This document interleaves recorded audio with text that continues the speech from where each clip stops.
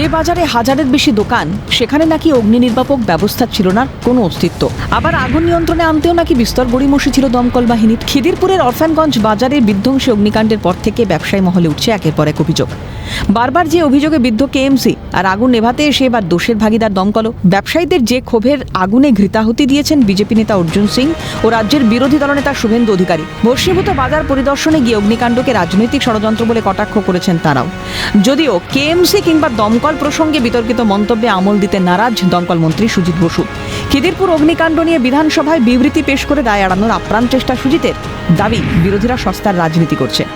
আমরা কোনো উত্তর দিতে চাই না, সবাই জানে কে আগুন লাগাচ্ছে আর কে নেভাচ্ছে, এটা সবাই জানে। আর এই করে চলবে না, সস্তা রাজনীতি, গিমিক রাজনীতি বেশি দিন চলে না।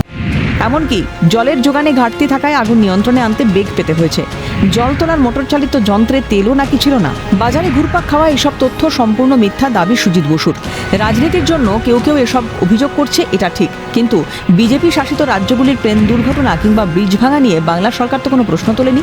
দুর্ঘটনা নিয়ে রাজনীতি হয় না, সাফ জবাব দমকল মন্ত্রীর। গাড়ি গেছিল নাকি গাড়িতে জল ছিল না। আর দ্বিতীয় অনেকেই প্রশ্ন করেছেন যে ওখানে তেল ছিল না বলে পাম্প চলেনি। তো দুটো কথাই আমি বলি, যখন জল নিচ্ছিল তখন কিছু সয়েল মাটি সেখানে মেশিনে চলে গেছিল, যার জন্য একটু যান্ত্রিক অভিযোগ হয়েছিল, কিন্তু সেটা আবার পরে মিটে গেছে।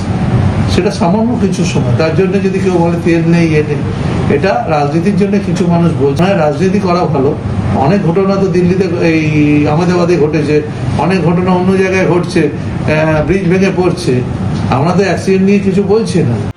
কিন্তু খিদিরপুরের বাজারে অগ্নিকাণ্ডের ঘটনায় পিছু ছাড়ছে না রাজনীতি। বাজারের জমি বেচে দিয়েছে রাজ্য সরকার, তাই এই অগ্নিকাণ্ড কটাক্ষ বিরোধী দলনেতা শুভেন্দু অধিকারী। রাত্রি 1টায় আগুন, 4টায় দমকল। মুখ্যমন্ত্রী কাল এসে প্রথম বললেন আপনাদের জন্য তো জায়গা ঠিক করা হয়েছে।